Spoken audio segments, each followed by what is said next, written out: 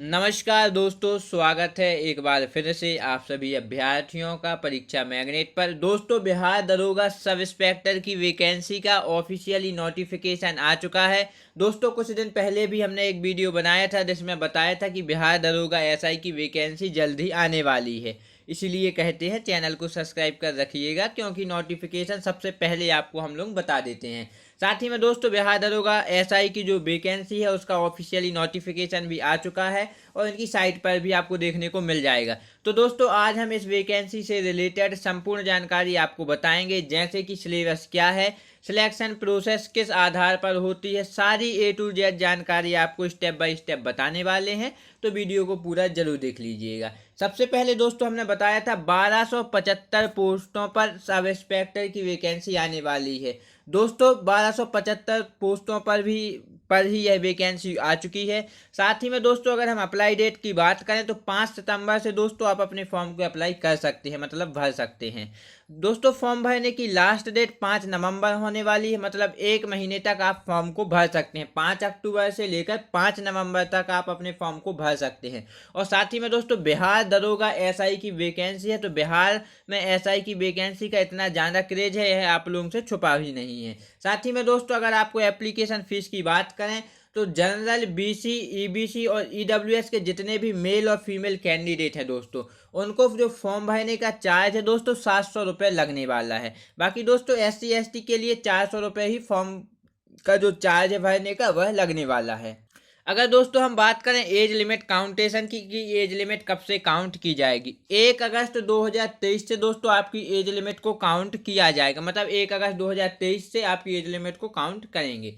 साथ ही में दोस्तों, एज लिमिट जो जनरल कैटेगरी के लिए होने वाली है वह 20 से 37 साल तक के जितने भी जनरल मेल और फीमेल कैंडिडेट हैं दोस्तों, वह फॉर्म को भर सकते हैं। 1 अगस्त से काउंट होगी, उसमें आप 20 साल मिनिमम होने चाहिए और मैक्सिमम 37 साल होने चाहिए, ना उससे कम और ना उससे ज़्यादा।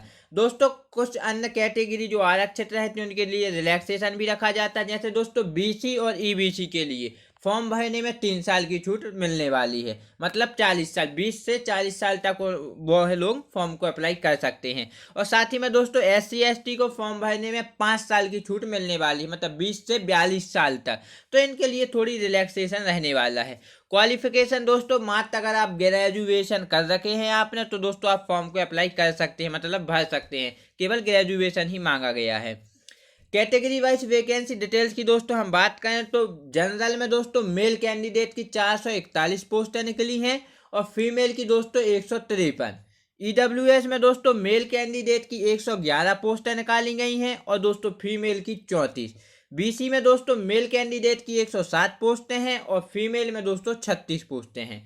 ईबीसी में दोस्तों मेल कैंडिडेट की 238 पोस्टें हैं और दोस्तों फीमेल की 75 पोस्टें हैं। SC में दोस्तों मेल कैंडिडेट के लिए 275 पोस्टें हैं और दोस्तों फीमेल के लिए 66। ST में दोस्तों मेल कैंडिडेट के लिए 16 हैं और फीमेल में दोस्तों 4। और BC वुमेन दोस्तों इनके लिए 82 जो है आरक्षित पोस्ट हैं, केवल BC वुमेन ही भर सकती हैं। तो दोस्तों, जैसे ST की कम निकली हैं और आप मान के चलिए और भी कुछ अन्य कैटेगरी की कम निकली हैं, तो दोस्तों बिल्कुल भी आपके लिए चिंता वाली बात नहीं है। आप लोग जनरल से ज़्यादा नंबर लाइए, इनमें भी आपका सिलेक्शन आराम से हो जाता है। जनरल आप जानते हैं अनारक्षित है, तो कोई भी फॉर्म जनरल से ज़्यादा नंबर लाएगा उसमें दोस्तों सिलेक्ट हो जाता है। लेकिन दोस्तों, जैसे SC की ज़्यादा निकली तो उसमें केवल 275 SC मेल कैंडिडेट थी दोस्तों। इसमें 275 निकली है ना SC की, केवल मेल कैंडिडेट 275 सिलेक्ट होंगे, बाकी कोई नहीं होगा। चाहे आपको 50 नंबर आए, 30 आए, 20 आए, 10 आए, केवल मेल ही कैंडिडेट सिलेक्ट होगा। इनकी कैटेगरी के अलावा कोई सिलेक्ट नहीं होता है। अब दोस्तों जान लेते हैं सिलेक्शन प्रोसेस, आपका प्री सिलेबस, मेन सिलेबस और फिजिकल। दोस्तों, सबसे पहले हम सिलेक्शन प्रोसेस की अगर बात करते हैं तो सबसे पहले दोस्तों आपका प्री एग्जाम होता है, उसके बाद दोस्तों आपका मेंस एग्जाम होता है, और अगर दोस्तों आप इन दोनों को सिलेक्ट कर लेते हैं तो फिजिकल और मेडिकल, इन चारों चीज़ों में दोस्तों आप सिलेक्ट हो जाते हैं तो इनकी वैकेंसी में पोस्ट के लिए सिलेक्ट हो सकते हैं। साथ ही में दोस्तों, अगर आपको प्री सिलेबस की जानकारी हम दें तो प्री एग्जाम दोस्तों क्वालिफाई आपको करना पड़ता है जब भी आप मेंस में जा पाते हैं। तो प्री में दोस्तों 100 क्वेश्चन आपसे पूछते हैं जो 200 नंबर के होते हैं, मतलब प्रत्येक क्वेश्चन 2 नंबर का। 2 घंटे में दोस्तों आपको 100 क्वेश्चनों को सॉल्व करना पड़ता है। और साथ ही में दोस्तों इसमें नेगेटिव मार्किंग भी 0.2 पॉइंट के रेशियो में रखी जाती है, मतलब अगर गलत क्वेश्चन काटेंगे आप तो नंबर काटे जाएंगे। तो जिन क्वेश्चन में डाउट है उसमें सोच समझ कर ही आप निशान लगाइएगा। साथ ही में दोस्तों जीके जीएस से प्री में मात्र आपका जीके मतलब जनरल नॉलेज, जीएस मतलब जो भी हो, जीके जीएस से दोस्तों 200 क्वेश्चन पूछे जाते हैं जीके और जीएस से। तो दोस्तों आपको अच्छे से जीके पढ़ लेना है और अच्छे से जीएस पढ़ लेना है, क्योंकि 200 क्वेश्चन पूछे जाएंगे, इसी के ऊपर आप मेंस में पहुंच सकते हैं। तो मेंस सिलेबस की अगर दोस्तों हम बात करते हैं तो इसमें 2 प्रकार के टेस्ट दोस्तों लिए जाते हैं। पहला दोस्तों होता है जनरल हिंदी, जो दोस्तों क्वालिफाई नेचर का होता है। सबसे पहले यही होगा जनरल हिंदी, जो क्वालिफाई नेचर का होगा। इसे सिर्फ आपको क्वालिफाई ही करना पड़ेगा, तभी आप जो दूसरा टेस्ट है उसे दे पाएंगे, जिसके ऊपर मेरिट लिस्ट को तैयार किया जाता है। तो जनरल हिंदी से दोस्तों आपके जीके और हिंदी से दोस्तों 100 क्वेश्चन पूछे जाएंगे जो 200 नंबर के होते हैं। यह भी दोस्तों 2 घंटे में आपको सॉल्व करने पड़ते हैं। नेगेटिव मार्किंग सेम ही है 0.2 पॉइंट के रेशियो में। तो जिन क्वेश्चन में डाउट है उनमें निशान बिल्कुल मत लगाइएगा। दूसरा दोस्तों जिसके ऊपर मेरिट लिस्ट बनती है ना, उसमें दोस्तों आपका जीके, जीएस और मैथ तीनों पूछे जाते हैं दोस्तों 100 क्वेश्चन। तीनों से 100 क्वेश्चन पूछे जाएंगे जो 200 नंबर के होंगे। इसी के ऊपर दोस्तों आपकी मेरिट लिस्ट बनती है और सिलेक्शन होता है। तो जीके जीएस मैथ आप अच्छे से बुक ले लीजिएगा और अच्छे से इसको दोस्तों लगाइएगा, पढ़िएगा, क्योंकि बिहार की वैकेंसी है, बहुत ही ज़्यादा क्रेज है और बहुत ही ज़्यादा कंपटीशन होने वाला है। तो दोस्तों जीके जीएस मैथ से 100 क्वेश्चन 200 नंबर, 2 घंटे की दोस्तों समय सीमा मिलेगी। तो 2 घंटे में 100 क्वेश्चन आपको करना है, अच्छे से करना है, क्योंकि मेरिट लिस्ट इसी पर तैयार किया जाएगा। अब दोस्तों आपको सबसे इम्पोर्टेंट फैक्टर, अगर इन सारी चीज़ों में आपका सिलेक्शन हो जाता है तो फिजिकल की बताते हैं।